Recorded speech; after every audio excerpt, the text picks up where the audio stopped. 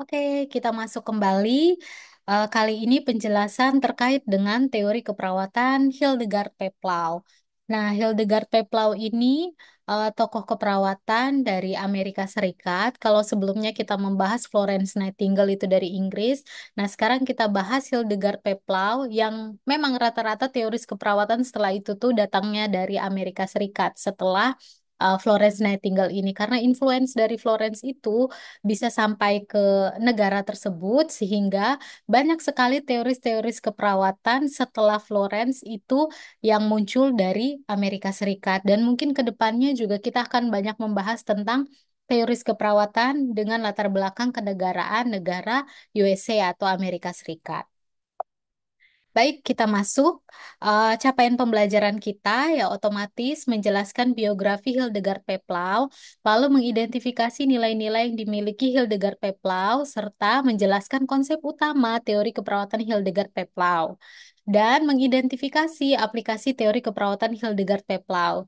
Jadi kalau misalnya dilihat, untuk Florence Nightingale maupun Peplau sebenarnya bentuk teorinya itu masih sangat sederhana. Jadi masih berupa asumsi-asumsi atau metaparadigma yang kalau seandainya kita bandingkan nanti dengan teori-teori keperawatan ke depannya yang akan kita bahas, itu menjadi teori keperawatan yang lumayan kompleks karena di dalamnya itu sudah ada keterkaitan antara satu konsep dengan konsep yang lainnya.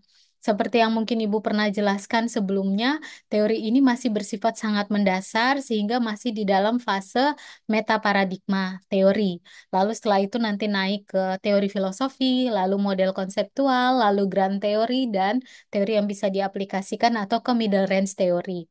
Nah, untuk teori Florence, nah, dan teori Peplau, dan nanti ke depannya kita akan bahas tentang teori Virginia Henderson, itu lebih ke arah meta paradigma keperawatan, sehingga teori ini isinya asumsi atau keyakinan, yang dimana penjelasan-penjelasan atau teori tersebut itu eh, riset antar konsepnya itu masih sangat minim, tetapi ini sangat valid, ya, valid, bahkan masih bisa diaplikasikan hingga saat ini.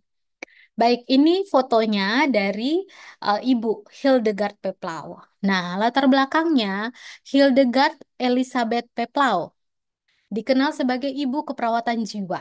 Nah, jadi kalau Florence itu adalah ibu keperawatan dari semua keperawatan, Hildegard Peplau dikenal sebagai ibu keperawatan jiwa. Karena teori dan pengalaman klinisnya menjadi asuhan dalam pengembangan keperawatan jiwa yang berbeda dengan area lainnya. Jadi kalau misalnya kalian lihat nanti teorinya Peplau lebih mengarah ke arah mana ini? Nanti komunikasi terapeutik atau komunikasi yang biasa kita sampaikan kepada pasien itu asal muasalnya ya dari teorinya si Peplau ini. Mulai dari pertama si pasien belum kenal dengan perawat, bagaimana perawat itu bisa mengembangkan komunikasi agar pasien itu bisa percaya dengan perawat seperti apa, ya asal muasalnya datangnya dari teori Peplau ini. Apalagi kalau di perawatan jiwa, kita itu lebih nggak fokus ke penyembuhan fisik, tapi ke penyembuhan jiwa yang banyak sekali terapi-terapi atau tindakan yang kita berikan kepada pasien itu kaitannya dengan komunikasi, dengan kata-kata, bukan dengan skill atau tindakan yang spesifik kita lakukan di rumah sakit umum. Nah, jadi Peplau ini tumbuh dalam lingkungan keluarga yang perfeksionis. Nah, orang tuanya, bapaknya adalah seorang tentara, gigih dalam bekerja, dan mengalami kehidupan yang sangat strict, yang sangat kaku dari kedua orang tua dari Peplau ini, maka Peplau itu ngomong, saya nggak mau sifat perfeksionis ini terbawa. Jadi, saya memang harus lebih bisa memahami kondisi emosi orang lain. Saya harus lebih peduli dengan orang lain. Karena saya merasakan sebenarnya ketidaknyamanan saat hidup dengan sifat perfeksionis dari kedua orang tua saya. Dan saya tidak mau hal tersebut saya lakukan untuk orang lain. Nah, dari situ dia menggali bahwa memahami emosi orang lain itu penting karena dia tidak mau pengalaman hidupnya ini dialami oleh orang lain sehingga dia menjadi ibu keperawatan jiwa yang memahami emosi orang lain. Peplau lulus sarjana psikologi pada tahun 1943, lalu dia melanjutkan ke pendidikan master dan doktor. Dan Peplau adalah sosok yang menghilangkan stigma bahwa perawat adalah tenaga kerja murah di USA. Jadi Peplau ini juga masuk ke American Nurses Association atau Asosiasi Perhimpunan Perawat di Amerika. Kalau di Indonesia, Asosiasi Perhimpunan Perawat kita sebut dengan PPNI atau Persatuan Perawat Nasional Indonesia. Nah, jadi dengan hadirnya Peplaudiana, dia berupaya untuk menghilangkan pemahaman bahwa, oh, perempuan itu nggak pantas ada di lapangan pekerjaan. Nah, kalaupun perempuan sampai bekerja, ya udah tenaga mereka nggak usah dibayarin. Nah, itu pemahaman zaman dulu di masa Peplau itu. Apalagi masih banyak saat itu perawat adalah perempuan. Sehingga karena dominasi perempuan itulah mereka menganggap ya udah nggak usah dibayar aja perawat. Tapi karena Peplau mengupayakan bahwa ini adalah profesi yang menuntut eh, kemampuan berpikir kritis dan ini merupakan pekerjaan yang luar biasa, ya berarti Anda harus membayar dengan seimbang, dengan setimpal. Nah, jadi dialah yang memperjuangkan hal tersebut. Nah, sewaktu menjabat sebagai Direktur Eksekutif dan Ketua Umum Asosiasi Perawat Amerika atau tadi American Nurses Association, Peplo berperan dalam penentuan definisi keperawatan serta perjuangan gaji perawat. Jadi pentingnya perawat itu sebagai profesi itu sangat baik, sangat berdampak positif. Sehingga Peplau tuh langsung mengeluarkan bahwa perawat ini adalah suatu profesi dan ada definisi jelasnya. Kalau seandainya kalian menganggap perawat ini bukanlah suatu profesi, ya tidak apa kalian nggak mau bayar kami. Tetapi kami ini eh, mengedepankan kepentingan orang lain. Kami rela nggak memenuhi kebutuhan dasar kami terlebih dahulu, asal kebutuhan orang lain terpenuhi ya, oke gitu. Jadi spirit dan perjuangan Peplau itulah yang membuat profesi keperawatan bisa diakui di Amerika pada saat itu.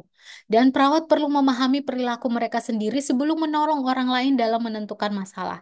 Jadi ini sesuatu yang sangat penting sekali bahwa sebenarnya atas nama profesionalisme, sebenarnya ya kita memang harus melihat kondisi kita saat ini, apakah kita siap untuk berhadapan dengan pasien atau tidak. Jadi kalau misalnya kalian nanti belajar tentang komunikasi terapeutik, nah di mana asal dari komunikasi terapeutik ini dari teorinya si Peplau ini mengatakan bahwa ada satu fase di mana sebelum kita datang ketemu dengan pasien, kita harus cek dulu, itu namanya fase orientasi, apakah saya siap atau tidak untuk ketemu dengan pasien saat ini.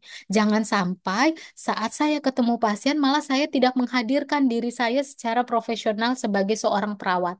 Jadi ini luar biasa sekali asumsi yang memang Peplau sudah berikan. Lalu ANA berubah menjadi organisasi profesi yang kuat sejak Peplau menjabat dan turut berkontribusi dalam penentuan kebijakan kesehatan di USA serta mulai bekerja sama dengan World Health Organization atau WHO atau Organisasi Kesehatan dari PBB. Nah, jadi luar biasa dampak sejak si Peplau ini hadir di ANA sehingga membuat profesi keperawatan saat itu cukup diperhitungkan. Lalu di masa tuanya, Peplau masih aktif ini ngajar kemana-mana. Bahkan dia membantu mewujudkan program keperawatan pasca sarjana di Universitas Leuven, Belgia. Oke, jadi Peplau ini mengajarkan bahwa perawat bukan hanya jalankan keterampilan sesuai SOP, tapi juga menjadi agen pengubah yang berdedikasi. Kebayang ya, kalau Peplau tidak melakukan gebrakan ini, ya otomatis profesi keperawatan tidak akan dipandang. Dan mungkin dipandang sebelah mata saja. Jadi ya bukan cuma yang penting bisa kerja ngerawat pasien, tetapi biar bagaimanapun kamu harus bisa membawa profesi ini agar bisa dipandang orang lain sebagai sesuatu yang positif. Jadi harus bisa mengubah nama profesi ini. Dan di Indonesia kita masih beneran tantangannya luar biasa besar. Karena Undang-Undang Kesehatan sendiri itu menyatakan perawat itu sebagai tenaga kesehatan nomor dua setelah profesi kedokteran ataupun profesi kesehatan yang lain. Sehingga tidak jarang dan tidak mengherankan bila kita itu selalu mendengar istilah di masyarakat bahwa perawat adalah pembantu dari dokter. Nah, Siapakah peplau-peplau selanjutnya yang akan memperbaiki nama perawat ini khususnya di Indonesia? Nah, jadi inilah yang memang perlu kita miliki. Jadi bukan cuma yang penting bisa kerja ngerawat pasien di rumah sakit, tetapi bagaimana kamu bisa membawa profesi kamu ini agar bisa lebih dipandang. Dan itulah yang dilakukan oleh Persatuan Perawat Nasional Indonesia saat ini. PPNI sangat memperjuangkan supaya profesi keperawatan ini bisa seimbang dengan kedokteran. Lalu bagaimana dari kalian harus seperti apa? Ya harus belajar. Jadi agar saat nanti di rumah sakit kita saling berkolaborasi, kalian nggak ngomong, tunggu dokternya aja dulu nanti yang jelaskan. Padahal kalian pun dapat pelajaran yang sama dengan mereka.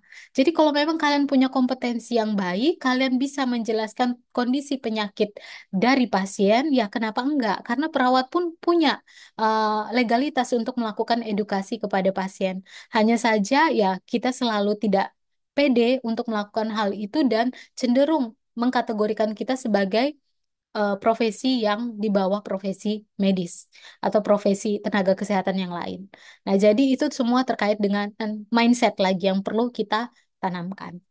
Jadi ini lagi tugas buat kalian setelah tadi disuruh untuk mengidentifikasi nilai hidupnya Florence Nightingale, maka sekarang tugas kalian adalah mengidentifikasi nilai hidup dari Hildegard Peplau ini. Ya, lalu apa yang bisa saya jadikan aksi di dalam kehidupan saya dari nilai-nilai positif yang dimiliki oleh Hildegard Peplau? Gitu. Oke, kita masuk ke konsep utama teori Hildegard Peplau. Kalau Florence, nama teorinya adalah teori lingkungan atau environmental theory, maka teorinya Hildegard Peplau itu namanya interpersonal relations in nursing atau relasi interpersonal dalam keperawatan. Nah, itu nama teori Hildegard Peplau. Jadi Peplau menjelaskan 4 aspek pengalaman, ada pengalaman psikologis, biologis seseorang yang dapat menyebabkan respon pasien menjadi destruktif atau konstruktif, meliputi kebutuhan, frustasi, konflik, dan kecemasan. Jadi, menurut Peplau ini, orang bisa jadi senggol bacok itu tuh kalau apa? Kalau yang pertama, nah ini kebutuhannya tidak terpenuhi. Kebutuhan itu yang seperti apa? Ya, belum makan, bisa ngamuk-ngamuk, bisa marah, bisa mengeluarkan respon yang seperti apa karena nutrisinya yang nggak terpenuhi. Frustasi, stres, ada konflik dengan orang lain, dan cemas terhadap apa yang akan terjadi nanti di masa depan. Nah, jadi Peplau ini mengidentifikasi bahwa 4 hal ini bisa membuat orang menjadi orang yang destruktif atau konstruktif. Destruktif artinya merusak, senggol bacok, ngamuk-ngamuk, marah-marah, atau sakit. Dan konstruktif itu adalah orang yang punya eh, mekanisme pertahanan diri yang baik sehingga melihat segala bentuk masalah itu sebagai proses untuk tumbuh sehingga masalah itu tidak dianggap masalah tetapi dia mengatakan bahwa oh ini pasti bisa dilewati dan saya bisa tumbuh dalam situasi ini. Nah, maka dari itu diharapkan kalau kita ada di dalam posisi tersebut ya kita harus ada di dalam fase konstruktif ini. Nah, ini nih tahapannya. Nah, ini Bu gambar ini ya. Tahapan 4 tahapan tumpang tindih dalam hubungan perawat dan pasien. Dan inilah yang menjadi tahapan komunikasi terapeutik yang kita lakukan hingga saat ini. Gitu. Makanya disebut dengan ibu keperawatan jiwa karena Peplau sudah mengidentifikasi 4 komponen ini. Jadi yang pertama ada tahapan orientasi, yang kedua tahap identifikasi, yang ketiga tahap eksplorasi, dan yang terakhir resolusi. Ibu minta kalian catat untuk hal ini dan contohnya seperti apa. Ya, fase orientasi itu fase apa? Fase orientasi itu adalah fase awal di mana perawat baru kenal dengan pasien. Misalnya kayak di UGD. Nah, tiba-tiba pasien datang. Kita nggak pernah kontak sama sekali, nggak pernah ketemu dimanapun, bukan tetangga kita ataupun kenalan kita sebelumnya. Jadi pasien langsung datang ketemu perawat saat itu mencari pertolongan. Itulah fase orientasi, yaitu fase di mana pasien merasa, oh aku sudah perlu bantuan tenaga kesehatan ini. Maka aku harus ketemu tenaga kesehatan. Dan saat itu di UGD ada perawat yang bertemu dengan saya, maka perawat tersebut yang menanyakan, oh masalahnya apa Pak? Kenapa bisa datang ke sini? Yang sakit ada di mana Pak? Di area yang seperti apa? Dan saat itu, saat perawat menanyakan hal tersebut, maka rasa kepercayaan pasien terhadap perawat itu semakin subur. Nah, jadi sebelum pasien itu pergi ke rumah sakit, otomatis pasien itu sudah percaya, saya tahu yang bisa nyembuhin dan memperbaiki kondisi saya saat ini adalah perawat atau adalah orang di rumah sakit. Nah, jadi saat ada di sana, perawat melayani dengan baik, menanyakan masalahnya apa, dan disitulah tumbuh rasa saling percaya. Pasien percaya ke perawat, ini pasti bisa dilewati. Lalu yang kedua adalah fase identifikasi. Nah, tadi fase kenalan, orientasi. Lalu yang kedua fase di mana ya pasien sudah sangat mudah untuk mengungkapkan masalahnya dia apa dengan perawat. Misalnya tadi di UGD. Nah, sekarang identifikasi ini pasien sudah masuk ke ruang perawatan inap nih. Oke, di ruang perawatan inap setiap perawat menanyakan apa, pasien nggak tertutup. Lebih mudah, lebih luas dia cerita tentang masalahnya, tentang saya nggak bisa BAB berapa hari, saya nggak bisa tidur berapa hari, saya lagi stres mikirin bayar rumah sakit seperti apa, sehingga perawat itu lebih tahu, oh ternyata permasalahan pasien itu bukan cuman saat yang di UGD aja, tapi ada lagi masalah lainnya. Oh dia stres ternyata anaknya nggak ada yang ngantarin ke sekolah. Oh dia stres karena nggak ada teman-temannya yang datang kunjungi dia saat dia sakit. Nah di fase ini itu pasien akan lebih mudah mengeluarkan segala bentuk unek-uneknya kepada perawat. Lalu fase eksplorasi itu adalah fase di mana ya udah pasien sepenuhnya percaya full ke perawat, di mana perawatnya memberikan, Pak, sebaiknya Bapak begini ya, sebaiknya Bapak begitu ya, akan lebih baik begini. Nah, oh oke aja, atur aja sudah. Eh, Nurse, mau diapain? Mm-mm. Tapi Bapak harus tahu juga prosesnya nanti seperti apa. Nah, dari situ lebih mudah lagi. Ya, jadi semua tindakan yang akan dilakukan kepada pasien itu pasien sudah percaya 100% ini perawat pasti bisa ngelakuin ke saya. Tapi ingat, ada catatan di atas nih, tahapan tumpang tindih. Yang berarti bisa saja fase eksplorasi ini kembali lagi ke fase orientasi. Kenapa? Karena yang merawat pasien ini bukan cuma satu perawat aja. Bisa jadi ada perawat yang lain gitu. Dan perawat yang lain ini nih mungkin harus kenalan lagi deh dengan pasiennya, harus mulai dari awal. Nah, gitu. Nah, makanya tahapan tumpang tindih kita ngomong. Ada yang sudah kenal, sudah patuh dengan perawat yang ini sehingga tiba-tiba perawat yang ini libur, terus digantikan lagi dengan perawat yang lainnya, akhirnya dia bangun lagi relasi dari awal dengan perawat yang lainnya. Nah, itu tahapan tumpang tindih memang. Ya, tapi biasanya kalau memang pasien sudah percaya memilih satu rumah sakit, ya pasti dia akan percaya bahwa semua perawat yang ada di situ bisa kompeten untuk nolongin dia. Itu. Tapi ini bisa terjadi.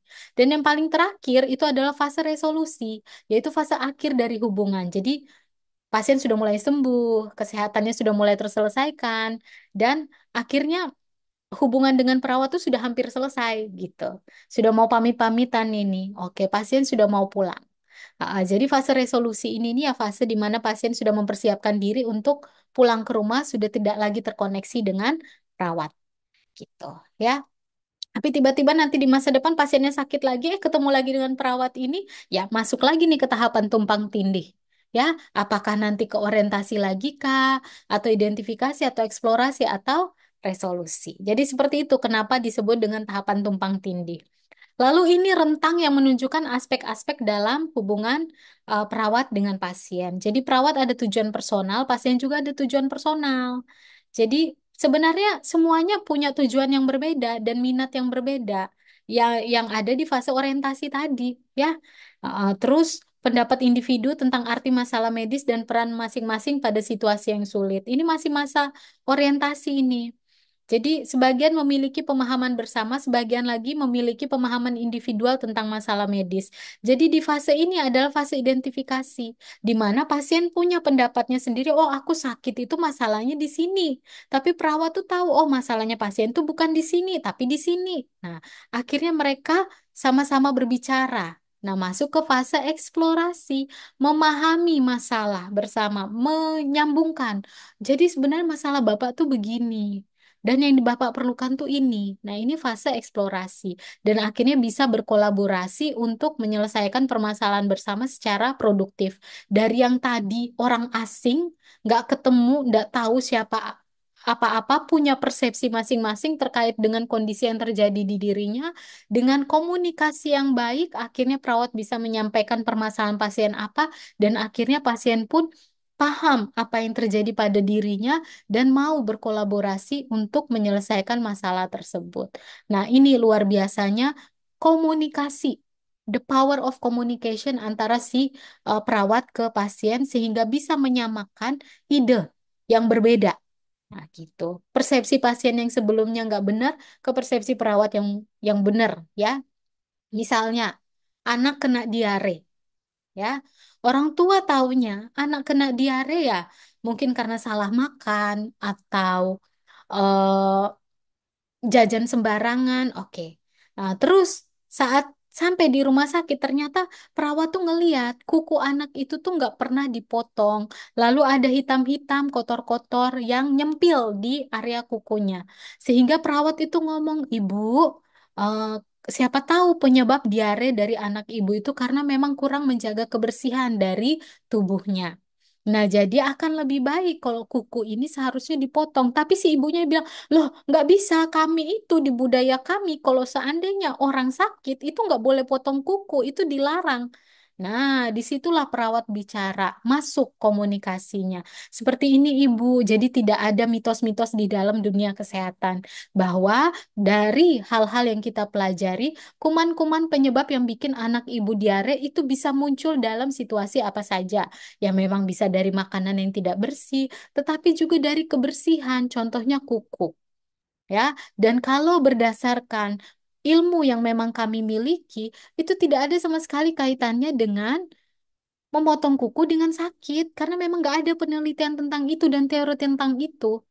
Nah, baru pasien mungkin akan lebih bisa memahami dan akhirnya bisa bekerja sama. Nah, jadi seperti itu maksudnya dari fase orientasi sampai fase resolusi. Next, 6 peran perawat menurut Hildegard Peplau. Nah, jadi yang pertama, peran perawat sebagai orang asing. Yang kayak tadi di fase orientasi, di mana pasien baru ketemu perawat ini. Jadi ya, perawat perlu memperkenalkan diri. Selamat pagi Ibu, saya perawat Ines yang hari ini bertugas di ruang unit gawat darurat dari jam 2 sampai jam 9 malam. Ada yang bisa saya bantu Ibu? Keluhannya apa? Nah, itu adalah peran perawat sebagai orang asing. Lalu yang kedua, peran perawat sebagai narasumber atau pemberi informasi atau resource person. Jadi perawat memberikan informasi dari jawaban atas pertanyaan yang diajukan oleh pasien mengenai kesehatannya. Misalnya pasien nanya, oh kalau misalnya panas biasanya itu harus dikompres apa ya perawat? Nurse. Oke, oh kalau panas silakan pakai kompres hangat, diletakkan di jidat atau enggak di perut atau enggak di ketiak. Nah, itu perawat memberikan edukasi, informasi ke pasien. Lalu perawat sebagai guru mendidik pasien mengenai kondisi kesehatan dan pengobatannya. Misalnya, perawat ngajarin nih pasien untuk kalau pasiennya kena diabetes berarti konsumsi gula harian pasien itu boleh berapa sendok makan per hari.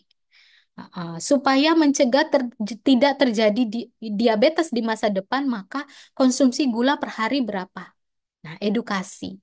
Lalu peran perawat sebagai pemimpin. Nah, maksudnya di sini, perawat menunjukkan bahwa dia ini sebagai kepala tim dari si pasien. Dia yang nanti akan menuntun pasien supaya pasien ini bisa sembuh. Nah, jadi eh, memimpin, mengarahkan jalannya perawatan. Bapak, jadi hari ini kita akan cek darah Bapak dulu. Karena sudah 3 hari Bapak ini panas naik turun. Kami curigai ini bisa ada infeksi di darahnya atau bisa saja kena demam berdarah. Nah, jadi cek sebagai pemimpin yang di rumah sakit yang mengarahkan pasien supaya pasien bisa terpenuhi kebutuhannya ya perawat. Nah, pemimpin pasien. Lalu perawat sebagai peran pengganti orang lain. Nah, biasanya hmm, perawat ini bisa saja jadi ibu buat pasien. Ya, karena mungkin ibunya tidak bisa datang ke rumah sakit saat itu, atau saudaranya tidak bisa datang ke rumah sakit saat itu, atau orang terdekatnya tidak bisa datang ke rumah sakit saat itu. Yang akan menolong pasien siapa? Ya pastinya si perawat. Nah, makanya itu perawat menjadi peran pengganti orang lain, orang yang dekat dengan pasien. Ya, jauh, nggak ada keluarga sama sekali. Jadi yang akan menjadi keluarganya si pasien siapa? Ya perawat saat itu. Makanya Peplau mengatakan ya perawat perawat ini ya sebagai pengganti peran orang lain gitu. Bisa jadi seorang ibu, bisa jadi seorang saudara dan sebagainya. Dan perawat sebagai konselor, sebagai penasihat. Jadi memberikan dukungan emosional dan membantu pasien menghadapi perasaan. Ya misalnya kayak tadi, nggak ada teman yang datangin, nggak ada yang mengunjungi selama ada di rumah sakit, maka perawat yang akhirnya berdiskusi, bercerita dengan pasien, atau pasien merasakan kecemasan terkait dengan perkembangan penyakitnya di masa depan seperti apa, lalu perawat datang untuk mendengarkan curahan hati dari pasien, itu adalah peran perawat sebagai konselor. Ya, jadi ini tahapan hubungan dalam teorinya Peplau. Jadi perawat itu ada 6 di sini ya. Orang asing, ibu pengganti, konselor, narasumber, kepemimpinan, pengganti ibu, jadi saudara kandung, sebagai orang dewasa. Lalu pasien ini juga orang asing, ada bayi, ada kanak-kanak, remaja, orang dewasa, dan ini ada muncul nih ya, fase orientasi, lalu fase identifikasi, eksploitasi, dan akhirnya resolusi. Nah, ini kalau misalnya kita lihat kaitkan dengan fase-fase tadi. Ya, jadi kapan perawat jadi orang asing? Nah, ya rata-rata di fase orientasi. Kapan perawat jadi mendalami peran penggantinya? Ya, kalau seandainya si ibu bayi saat itu tidak bisa ada, si ibu anak saat itu tidak bisa ada, ya perawat inilah yang mengganti perannya. Dan ini terjadi di fase orientasi bisa. Lalu saat perawat bisa berkomunikasi, bisa memberikan edukasi, teman curhat buat pasien. Nah, itu adanya di fase identifikasi dan eksploitasi. Sehingga pada akhirnya nanti saat pasien sudah mau pulang, nah sudah sama-sama mandiri terhadap kondisi kesehatannya, maka tercapailah fase resolusi di mana pasien sudah mau pulang ke rumah dan sembuh dari sakitnya. Oke, jadi asumsi keperawatan Hildegard Peplau, Peplau itu menekankan bahwa people need relationships with other people. Jadi nggak mungkin manusia itu kalau hidup tanpa orang lain.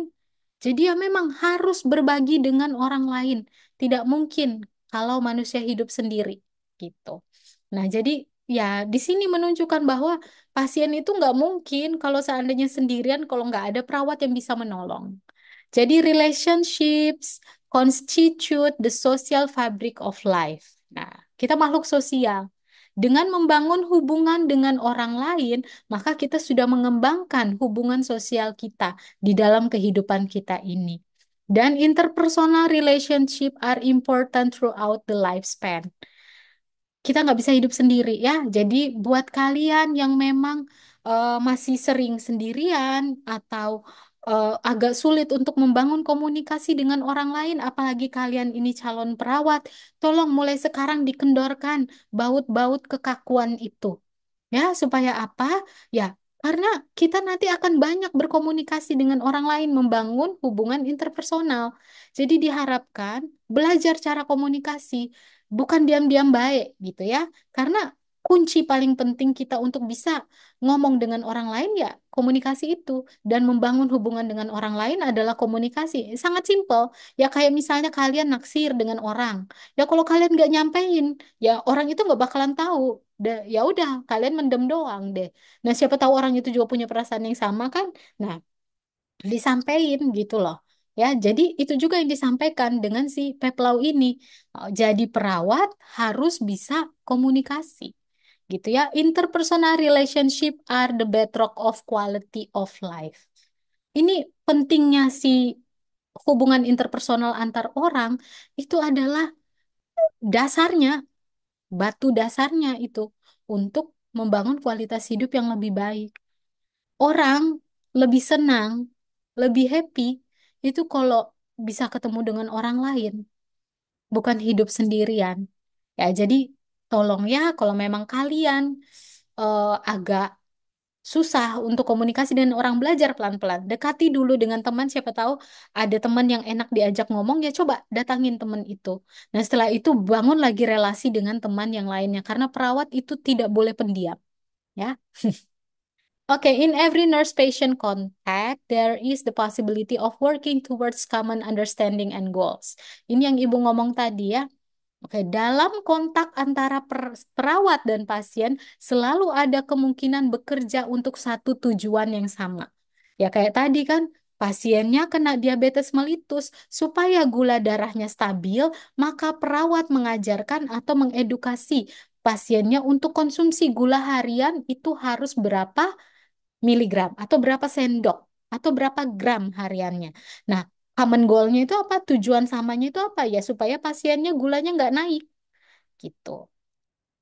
The nurse and patient come to know and to respect each other as persons who are alike and yet different, as person who share in the solution of problems. Ya, jadi pasien sama perawat ketemu untuk saling menghormati satu sama lain, memahami dan mengetahui bahwa pasien saya perlu perawat dan perawat saya perlu pasien. Ya, karena pekerjaan saya melayani orang lain. Pasien saya perlu dia karena saya mau sembuh gitu. Ya, saling membutuhkan, saling tergantung gitu. Jadi, saling memberikan solusi terhadap masalah yang dihadapi. Oke, each patient-nurse relationship is unique in terms of process and outcome. Jadi, hubungan antara perawat pasien itu selalu unik, tergantung dari prosesnya seperti apa dan hasilnya seperti apa. Dan interpersonal relationship are person-to-person interaction that have structure and content and are situation dependent. Jadi hubungan interpersonal itu koneksi antar satu orang dengan orang yang lainnya yang memiliki struktur dan isinya itu sesuai dan sangat bergantung pada situasi. Oke, jadi penting ya. Intinya ini penekanan lagi nih bahwa hubungan antara satu orang dengan orang yang lainnya itu sangat dipengaruhi oleh situasi. Antara perawat dengan pasien itu juga sama gitu. At their best, interpersonal relationships confirm self-worth, provide a sense of connectedness with others, and support self-esteem. Jadi, dalam prakteknya yang paling terbaik, relasi interpersonal itu mendukung yang namanya, oh, saya ini berharga. Orang lain memandang saya ada. Sehingga saya punya keterikatan dengan orang lain, sehingga menyatakan bahwa saya ini manusia yang berharga, ada harga dirinya, gitu. Jadi manusia adalah makhluk sosial memang, ya. Kita menjadi berarti ya memang karena kita berkoneksi dengan orang lain, dan kita ada karena koneksi itu membuat orang lain itu tuh merasakan kehadiran kita itu berarti gitu. Jadi dengan orang lain menganggap bahwa kita ini berarti, yaitu meningkatkan harga diri kita. Kayak orang tua kita, anakku adalah nilai yang sangat berharga, maksudnya permata harta yang sangat berharga. Dengan cinta yang kamu sudah pasti dapat dari kedua orang tuamu, ya otomatis itulah yang meningkatkan harga diri kamu. Aku ada di sini karena orang tuaku sayang sama aku, orang tuaku cinta sama aku bisa bangkit, aku bisa jalanin ini semua karena memang ada orang yang menaruh harapan pada aku dan ada harga diriku di sana, gitu. Jadi teman-temanku ada di kelas ini, mereka tidak ada yang membuli saya, mereka menerima saya apa adanya, saya merasa dianggap, saya merasa harga diri saya ada. Beda dengan orang yang dibully, gitu. Kalau dibully, ya dia merasa ya saya nggak berarti nih. Nah, maka dari itu, gunakan hubungan interpersonal dengan baik, bangun komunikasi yang positif dengan orang lain, supaya harga diri kamu pun semakin baik. Semakin kamu memperlakukan orang lain dengan baik, ya harga diri kamu juga bisa semakin naik. Itu asumsinya Hildegard Peplau. Ya, ya. Tugas berikutnya, aplikasi teori keperawatan Hildegard Peplau. Identifikasi peran perawat dalam teori Peplau sesuai dengan pengalaman keperawatan yang Anda dapatkan. Misalnya, oh Bu, saya dulu pernah masuk rumah sakit. Yang saya ingat itu perawat berperan sebagai ini, ini. Perawat berperan sebagai ibu pengganti karena dulu saya masih kecil masuk rumah sakit, mama saya tidak bisa temani saya di rumah sakit. Atau dulu kakak saya masuk rumah sakit, saya lihat perawatnya begini, begini, begini. Menurut teori Peplau, itu perawatnya melakukan aplikasi peran sebagai apa? Nah, gitu ya. Nah, jadi ini untuk jawaban nomor satu, arahannya. Lalu yang kedua, identifikasi asumsi Peplau. Apakah Anda menyetujui? Lalu berikan alasannya. Jadi ini asumsinya ada beberapa, ya. Ada 9. Oke, betul. Ada 9 asumsi. Lalu kamu berikan tuh alasannya. Asumsi nomor satu, kamu setuju atau tidak? Sesuai dengan penjelasan yang Ibu sampaikan sebelumnya. Asumsi nomor dua, setuju nggak? Alasannya apa? Kalian setuju. Jadi, jawaban nomor dua ini, pahami setiap asumsinya yang ada 9 itu, lalu kemukakan saya setuju atau tidak, lalu alasannya apa? Gitu. Jadi tidak ada jawaban yang salah dan benar. Silahkan jawab ini sesuai dengan pengalaman kalian. Nanti kita akan bahas dan diskusikan ini semua di kelas saat kita bertemu membahas tentang teori Peplau. Oke, terima kasih banyak. Sampai ketemu di kelas.